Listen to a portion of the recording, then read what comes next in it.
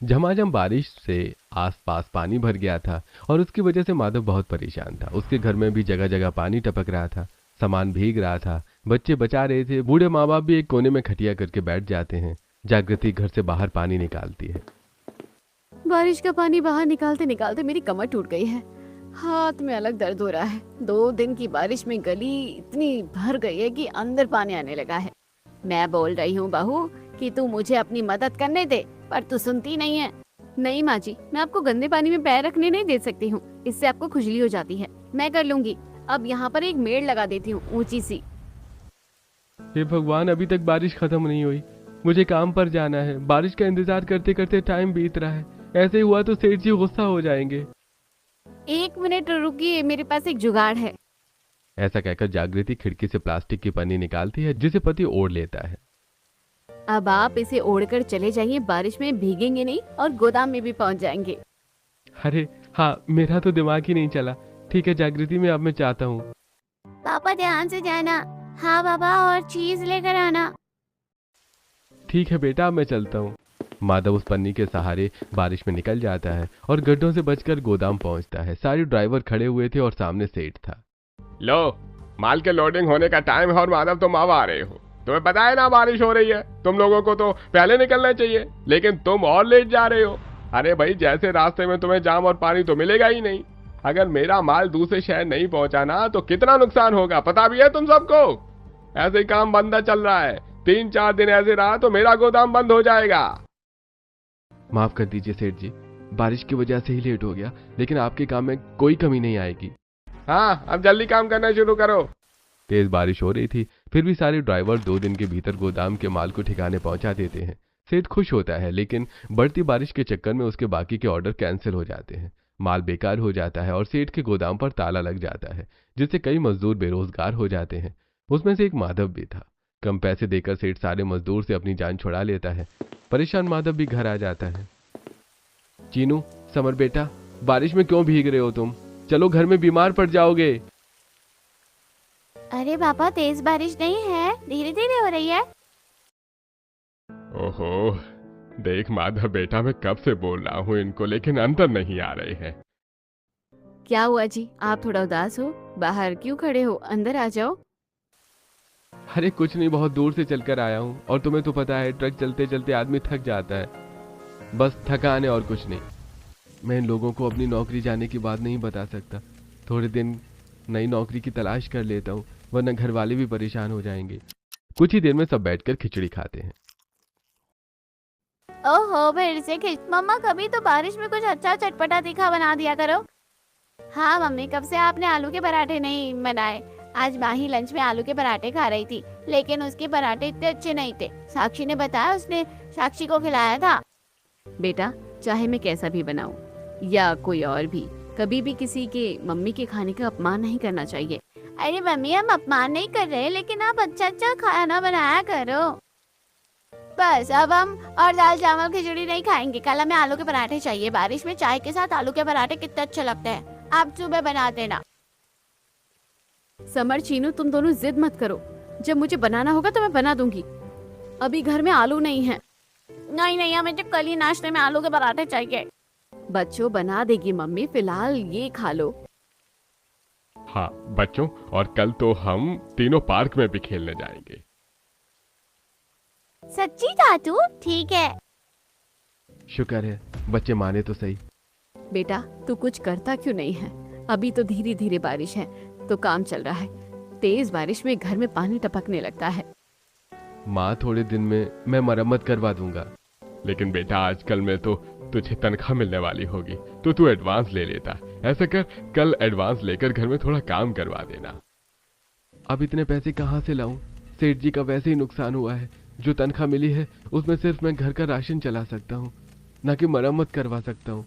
और अगर मैंने ये घर में लगा दिए तो फिर जब तक नौकरी नहीं मिलती तब तक मेरे परिवार, बीवी बच्चे क्या खाएंगे? नहीं नहीं, कल सुबह मुझे कोई जुगाड़ देखना होगा। अजी, क्या सोच रहे हैं? पापा जी आपसे कुछ पूछ रहे हैं, पैसे नहीं मिले? वो अभी उन्हें इस बार पेमेंट लेट आएगी, इसलिए टाइम लगेगा। जब आ जाएगी तो मैं मरम्मत करवा दूंगा। कल के लिए कुछ और देख लूंगा जिससे घर में पानी न गिरे। बारिश बंद हो जाती है। खाना खाने के बाद जागृति बारिश के जमा किए हुए पानी से बर्तन साफ कर देती है और लाइट बंद करके सब सो जाते हैं। अगली सुबह जागृति सफाई करती है कि फिर बारिश होने लगती है। बारिश की वजह से टीन से फिर पानी टपकने लगता है। हे भगवान, फिर से बारिश का पानी आ गया। अरे माधव बेटा, तूने बोला था कुछ करेगा, कोई जुगाड़ कर। बहू कब तक घर में पोछा लगाती रहेगी?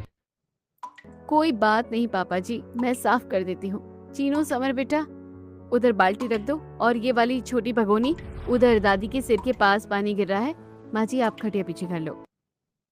सुरेखा अपनी खटिया पीछे कर लेती है। बच्चे टीन के नीचे खाली बर्तन रख देते हैं और घर की ऐसी हालत देखकर माधव घर के पीछे पड़ी प्लास्टिक शीट को लेकर आता है और उस टीन के ऊपर रख देता है, जिससे घर में पानी गिरना बंद हो जाता है और टीन उड़े ना हवा में, इसलिए उसके ऊपर ईंटें रख देता है।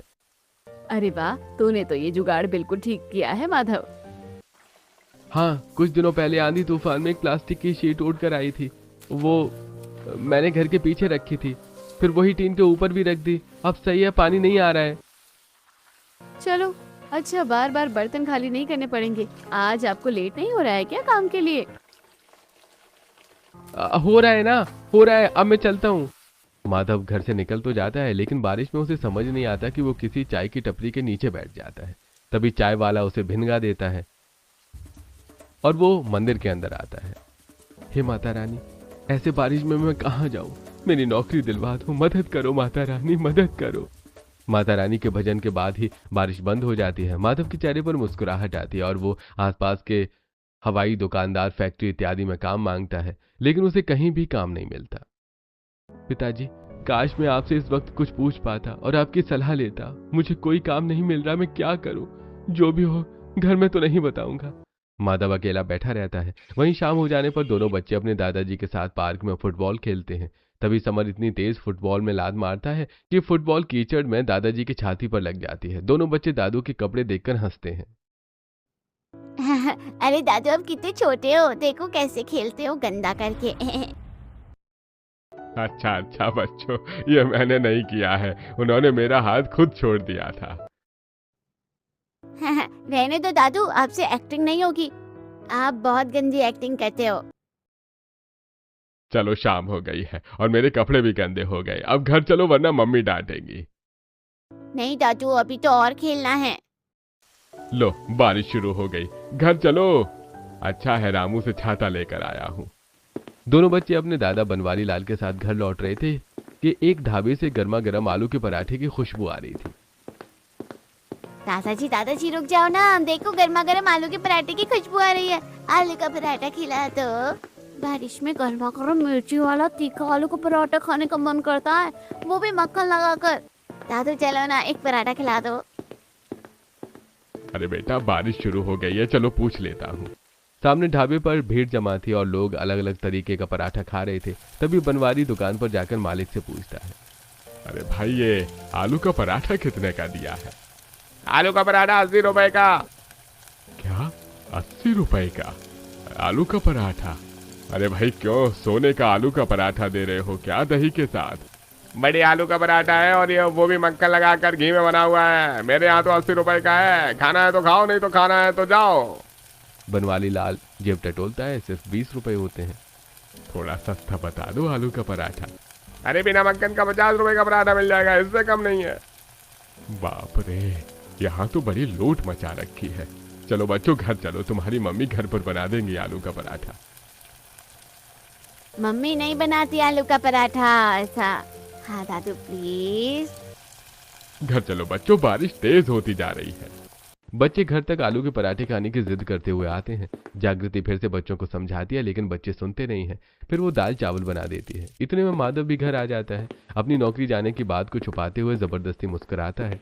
जागृति घर की वही दाल रोटी खिला देती है, जिसे खाकर परिवार सो जाता है। सुबह उठते ही बिना बोले माधव काम की तलाश में निकल जाता है, लेकिन उसे कोई काम नहीं मिलता। वहीं घर वाले हैरान होते हैं। अरे ये कहाँ चले गए? बहू परेशान मत हो, वो अपने काम पर ही गया होगा। तुझे तो पता है उसका काम कैसा है, माल लोड करने का। जल्दी ट्रक को निकालना होगा। हाँ बहू, दूसरी तरफ माधव जूता फैक्ट्री के मालिक से बात करता है। साहब मुझे आपकी फैक्ट्री में काम चाहिए था। कोई भी काम हो तो दे दीजिए, मैं कोई भी काम कर लूंगा। मजदूरी का, सफाई का, कोई सामान इधर उधर ले जाना है वो भी कर लूंगा। नहीं भाई, मेरी फैक्ट्री में अभी कोई काम नहीं है, फुल मजदूर है। देख लीजिए साहब, मैं बहुत परेशान हूँ, मुझे काम की सख्त जरूरत है। अरे एक बार की बात समझ नहीं आती है क्या? मेरी फैक्ट्री में कोई काम नहीं है, चले जाओ यहाँ से। पता नहीं सुबह सुबह लोग मुंह उठाकर कहाँ से आ जाते हैं। माधव बेइज्जत होकर वहां से निकल जाता है। वो अपने दोस्तों से भी काम पूछता है लेकिन कोई सहारा नहीं मिलता। इस बार वो टूट चुका था। बारिश होती है और माधव भीगने लगता है। बेचारे मेरे बच्चे आलू का पराठा खाने के लिए तरस रहे और मैं अपने बच्चों को ये भी नहीं दे सकता। घर जाकर कैसे बताऊंगा कि मेरी नौकरी चली गई है और उन बचे हुए पैसों में सिर्फ 10-11 दिन का राशन चल सकता है। मैं क्या करूं भगवान, मेरी मदद करो। दोस्तों, आपको क्या लगता है, क्या माधव को अपनी नौकरी के चले जाने के बारे में पता देना चाहिए था या नहीं? कमेंट करके हमें जरूर बताइए। माधव 12 बजे तक घर लौट आता है उसे भीगा देखकर। हे भगवान, आप तो पूरी तरह से भीग चुके हैं। और क्या बात है, आप मुझे बताएंगे? 2-4 दिन से परेशान लग रहे हैं। देख बेटा, तेरी खामोशी हमें खाए जा रही है। बता दे, अपने मन में कोई बात मत रख। वो माँ, मेरी नौकरी चली गई। मैंने आप में से किसी को बताया नहीं। सोचा काम की तलाश करूंगा तो काम मिल जाएगा, लेकिन मुझे काम भी नहीं मिल रहा है। दरअसल सेठ जी की फैक्ट्री ठप हो चुकी है, सारे मजदूर निकल गए। हे भगवान, क्या होगा? अरे जो भी होना होगा हो जाएगा। माधव तू परेशान मत हो, कोई ना कोई रास्ता निकल आएगा। हाँ माधव जी, आप परेशान मत हो, मैं घर चला लूंगी जैसे तैसे। ये लो पैसे, ये पैसे भी थोड़े दिन में खत्म हो जाएंगे। फिर हम दोनों अपने बच्चों से क्या कहेंगे? घर में आलू का पराठा तक तो बनाकर नहीं दे पा रहे हैं उन्हें। मैं बच्चों को समझा दूंगी, तबीयत खराब हो जाएगी। माधव कपड़े बदल लेता है और घर में जागृति और पानी वाली खिचड़ी बनाने लगती है और दुकान से कम कम राशन भी ले आती है और पैसे भी बचा लेती है। 2 दिन में फिर बारिश जमकर होती है। सामने वाली पड़ोसन शीला बारिश में अपने घर में पकौड़े, आलू का पराठा बनाकर खा रही होती हैं। तब उसके बच्चे भी गाना चलाकर घूम घूम के खाते हैं और चीनू समर उन्हें खिड़की से घूरते हैं। रोहित, तू आलू के पराठे खा रहा है, जरा हमें भी दे दे। मैं तुम लोगों को अपना आलू का पराठा क्यों दूं? और ऐसे क्यों झांक रहे हो मेरे घर में? गरीब कहीं के। तुम्हारी मम्मी ने तुम्हें यही सिखाया है क्या? दूसरे लोग जब खा रहे हो तो उन्हें ताड़ कर देखो। अपने घर जाओ। आंटी थोड़ा सा दे दो। जाते हो कि डंडा मार के भगाऊं? तब शीला जैसे ही डंडा उठाती है, दोनों बच्चे डर के भाग जाते हैं। रोते हुए सीमा के पास जाते हैं। तब जागृति उन्हें शांत करवाती है। देख लो, आपकी वजह से आंटी ने हमें डांटा। आप हमें आलू का पराठा बनाकर नहीं दे रही हो और रोहित हमें चिढ़ा चिढ़ा कर खा रहा था। अच्छा, आज मैं रात को आलू के पराठे बना दूंगी। रो नहीं, बाजार जाऊंगी ना मैं। अभी मैंने कढ़ी चावल बना दिए हैं और पकोड़े खा लो। ठीक है। शुक्र है बहू, ये शांत हो गए और आज तू पकोड़े बना रही है। अब घर का दही था माँ जी, तो मैंने बना दिया। अब तो हिसाब से ही घर चलाना पड़ेगा जब तक इनको नौकरी नहीं मिल जाती। ये सब सुनकर माधव को बुरा लगता है। बच्चे कढ़ी चावल खा लेते हैं। रात हो जाती है लेकिन जागृति सुबह का खाना ही रात को खिला देती है। बच्चे आलू के पराठे के लिए जिद करते हैं, सोते भी नहीं हैं। 11 बजे तेज बारिश आ रही होती है कि रात को 2 मजदूर उसके घर के बाहर खड़े हो जाते हैं। मुन्ने भाई, बहुत ठंड लग रही है और भूख भी। अरे देख भाई, इससे ज्यादा आगे गए तो बुखार भी हो जाएगा और अंधेरा भी है। यहीं ठहर जाते हैं बारिश कम होने तक, फिर चलेंगे। ठीक है। अरे ठंड लग रही है भाई। वहीं बच्चे अंदर जिद कर रहे होते हैं। नहीं खाएंगे ये खाना, कब से आपसे बोल रहे हैं आलू पराठा खिला दो, लेकिन आप नहीं बना रही हैं, झूठ बोलते हो बस। हाँ, इसलिए हमें नहीं खाना। बच्चों, अभी यही वाला खाना खा लो, मैं तुम्हें भूखा पेट नहीं सुला सकती। बहू, बच्चे बहुत दिन से आलू का पराठा मांग रहे हैं। 2-4 आलू पड़े हैं तो बना दे। ठीक है, मैं बचे हुए आलू का बना देती हूँ। मैं इसलिए नहीं बना रही थी क्योंकि पूरे परिवार के लिए बनाना चाहती थी। हमारी फिक्र मत करो जागृति, पहले बच्चों को देखो। जागृति आलू को उबालकर बच्चों के लिए आलू का पराठा बना देती है। आलू के पराठे की खुशबू बाहर मजदूरों के पास भी जाती है और वो दरवाजा खटखटाते हैं। माफ कीजिएगा, रात के 11-12 बजे आपको परेशान कर रहे हैं। लेकिन क्या करें, आपके आलू के पराठे की खुशबू आ रही है। अगर हो सके तो इंसानियत के नाते आप खिला देंगे। बारिश में बहुत मन करता है आलू का पराठा खाने का। हाँ, अगर आपको इसके पैसे चाहिए तो ले लीजिए। वाह मम्मी, बहुत अच्छा आलू का पराठा है और मिर्च डाल दो। हाँ मम्मी, तीखा तीखा आलू का पराठा बहुत अच्छा लगता है। जी, हमारे लिए भी तीखा वाला आलू का पराठा बना देंगी हो तो। ठीक है, आप अंदर आ जाइए, मेरे पास सिर्फ एक ही है आलू का पराठा। दोनों के लिए मैंने तो थोड़े से आलू से बच्चों के लिए बनाया था। जागृति उदय और मजनू को भी आलू का तीखा पराठा बनाकर खिला देती है। वो बहुत खुश होते हैं और बच्चे भी। तब बच्चे सो जाते हैं। काश हमें ये और खाने को मिल पाता, लेकिन आपके पास सिर्फ 2 पराठे ही थे। हाँ, आपने बहुत तीखा आलू का पराठा बनाया है। अगर आपकी तो कोई दुकान है तो बता दीजिए, हम रोज खाने आएंगे। अरे नहीं, हमारी कोई दुकान नहीं है। अगर आपकी कोई दुकान होती तो हम दोबारा जरूर आते। बारिश कम हो गई है, चलो उदय। हाँ चलो मजनू भाई। दोनों मजदूर चले जाते हैं। काम की तलाश माधव को थका रही थी। ऊपर से बारिश का पानी फिर घर में आ जाता है तो बहू को निकालना पड़ता है। तब सुरेखा भी मदद करवाती है। अरे बाजी, आप क्यों आई? मैंने आपको मना किया था ना। अरे तू ये सब छोड़, मैं कर लूंगी। मुझे पता है तुझे भी घर की चिंता खाई जा रही है। मैं सोच रही हूँ माँ जी, मैं ही कोई काम कर लूँ। ऐसे तो बात नहीं बनेगी। वो कब से तलाश कर रहे हैं नौकरी, लेकिन उन्हें नहीं मिली। जैसे तैसे घर चलता है। रात को फिर वही मजदूर बारिश में दरवाजा खटखटाते हैं। अरे आप दोनों तो वही है ना जो उस रात आए थे? हाँ हाँ, हम उदय और मजनू हैं, उस रात वाले। दरअसल बात यह है कि वो आलू के पराठे इतने अच्छे थे कि हमने अगले दिन कहीं और खाए तो पसंद ही नहीं आए। हम आलू के पराठे खाने आए हैं। बेशक से आप पैसे ले लीजिए। माफ कीजिएगा भाई साहब, मेरे घर में कोई आलू नहीं है और ना ही मैं कोई आलू का पराठा बेचने वाली हूँ। जी मैं जानता हूँ, लेकिन आपको ये काम शुरू करना चाहिए। आपके हाथ में जादू है। देखिए, आप कुछ भी बोलेंगे, आपकी मर्जी से मेरी पत्नी बनाने लगेगी क्या? अरे अरे, आप बिगड़ क्यों रहे हैं? आप तो बस ऐसे, हम तो बस ऐसे ही बोल रहे थे। ये हुनर है तो काम करना चाहिए। लगता है बहुत बड़ी फैक्ट्री में काम करते हैं। आप परेशान क्यों कर रहे हैं? जाइए ना, यहाँ कोई आलू के पराठे नहीं है। मम्मी पापा दादी, क्या हुआ? कुछ नहीं बच्चों, अंदर चलो। सब अंदर आ जाते हैं। वो दोनों मजदूर चले जाते हैं। बच्चे सो जाते हैं। माधव गुस्से में होता है। पता नहीं कैसे कैसे लोग हैं जो बेमतलब में आधी रात को दूसरों को परेशान करते हैं। अरे आलू का पराठे खाना है तो किसी और जगह जाए ना। अरे देखो, उनका बोलना इस तरह से गलत था, लेकिन आए तो इंसानियत के नाते ही थे।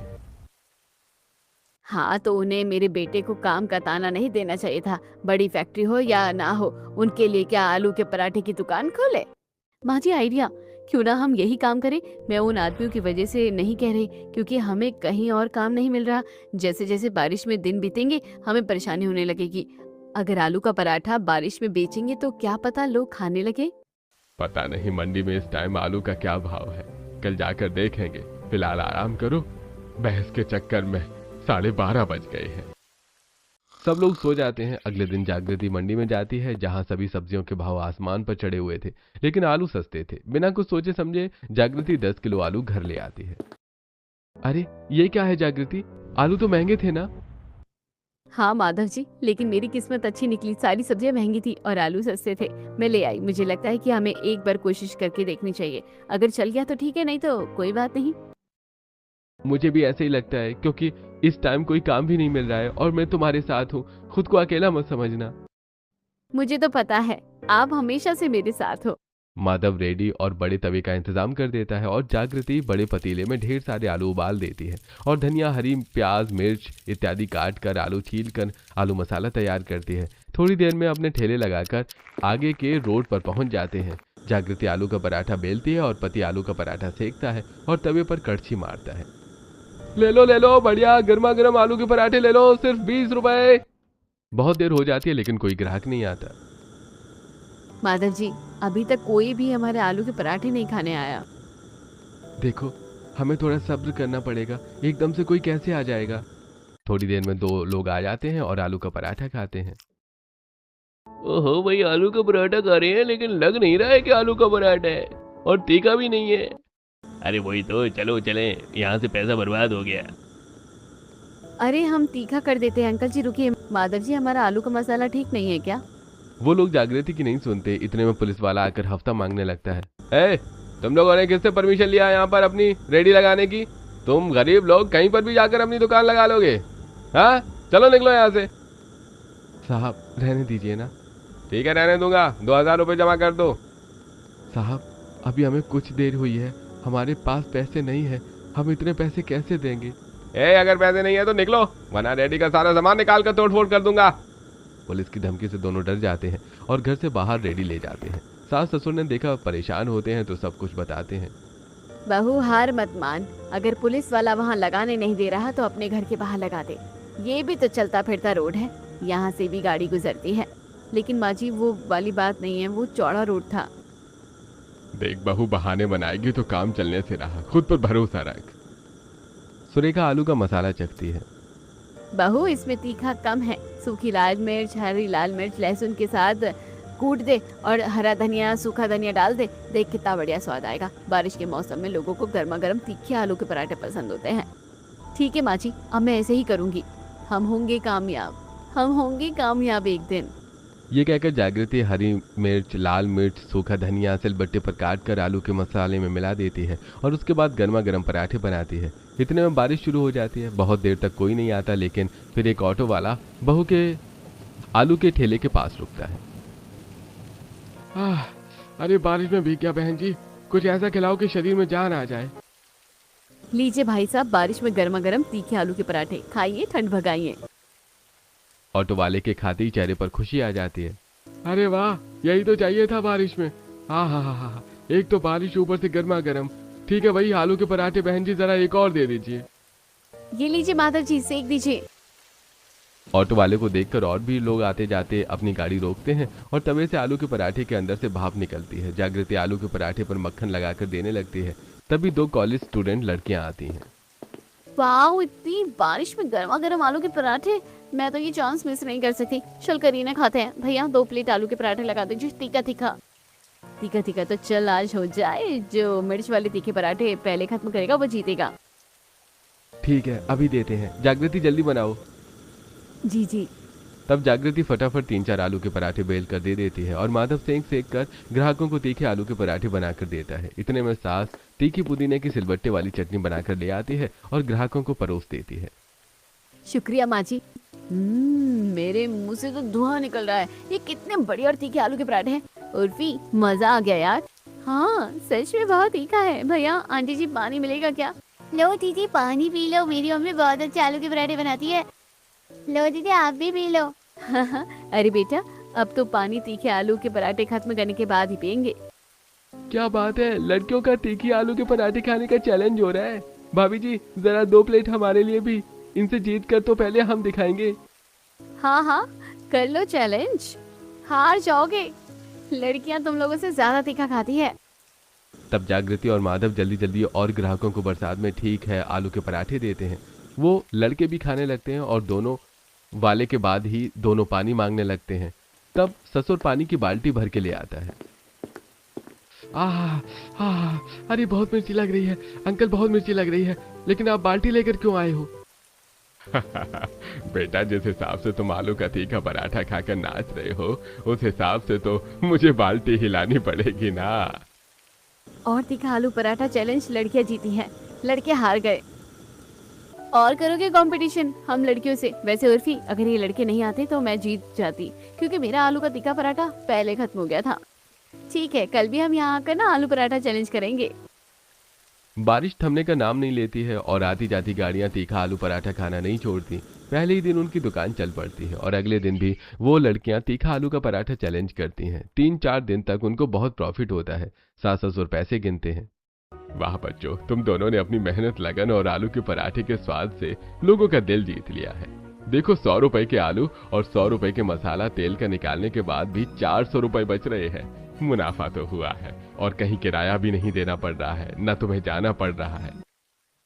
पापा जी ये चीज तो अच्छी हो गई, बस ऐसे ही हम रोज मेहनत करेंगे, फिर ये हमारा टूटा फूटा घर भी सही हो जाएगा। अगले दिन फिर जागृति आलू उबालकर सिलबट्टे पर तीखा मसाला तैयार करती है और सास ससुर तिरपाल बिछा देते हैं। लोग बारिश में भीगकर खाना खाते हैं। ठेला इतना भर जाता है कि बाहर ग्राहकों को घर के अंदर बिठाकर खिलाना पड़ता है। घर की कुछ जगह पर अभी भी बूंदें टपक रही थी। अरे माता जी, आपके घर में पानी टपक रहा है, आप ऐसे रहते हैं? हाँ बच्चों, क्या कर सकते हैं, गरीबी इतनी है। ये लीजिए आप दोनों के गर्मा गर्म तीखे आलू के पराठे और साथ में छाछ। वाह, इतनी बारिश में छाछ और गर्मा गर्म तीखा आलू का पराठा मिल जाए और किसी को क्या चाहिए। देखना आप एक दिन जरूर सफल होंगे। आप बहुत अच्छे लोग हैं जो अपने घर में भी बिठाकर खाना खिला रहे हैं। पति पत्नी अपने तीखे आलू के पराठे खिलाकर लोगों का दिल जीत रहे थे, लेकिन उनके सामने वाली पड़ोसन शीला जलकर खुद भी आलू के पराठे की दुकान लगा लेती है। आइए आइए, गर्मा गर्म आलू के पराठे खाइए 30 रुपए में, बढ़िया क्वालिटी के मक्खन और अचार के साथ। लोगों को क्या पता कि मैं क्या क्वालिटी दे रही हूँ। उन्हें अब देख जागृति, तेरी दुकान के सारे ग्राहक मेरी तरफ आएंगे। ये आंटी भी आलू का पराठा दे रही है मक्खन और अचार के साथ। चलो इनका भी ट्राई करते हैं। देना आंटी। छी, इसमें तो कुछ स्वाद ही नहीं है, ना तीखापन लग रहा है। मैं भी नहीं खा सकती बेकार आलू के पराठे। आंटी, आपने कौन सी चक्की का आटा और मक्खन इस्तेमाल किया है? अरे बेटा, दोबारा खाकर देखो, तुम भी चैलेंज करो। यहाँ पर 10 रुपए की छूट है।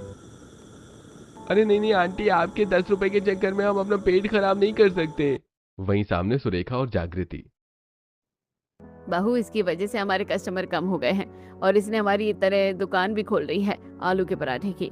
करने दीजिए माँ जी, लेकिन मेरा जो स्वाद है और अपनापन है लोगों के साथ, वो तो शीला हमसे छीन नहीं सकती।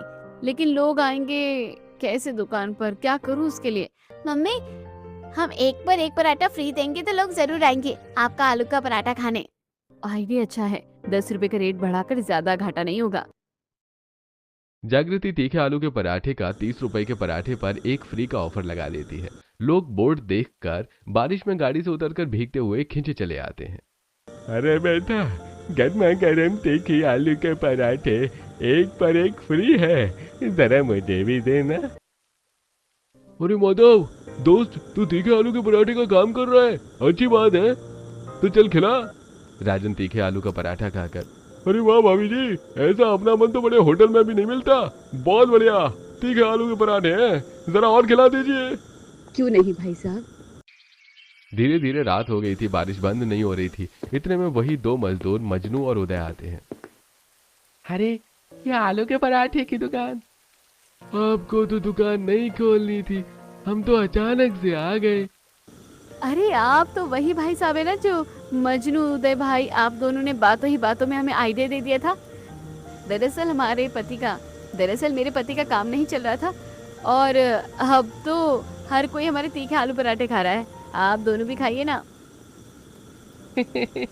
अरे क्यों नहीं, भला हम मना कर सकते हैं क्या? हम तो यही चाह रहे थे कि आपका काम चले, लेकिन आपको पैसे लेने पड़ेंगे पिछली बार, क्योंकि हमने फ्री में खाया था। उस दिन के लिए भाई साहब माफ कर दीजिए, ये लीजिए आपके पराठे।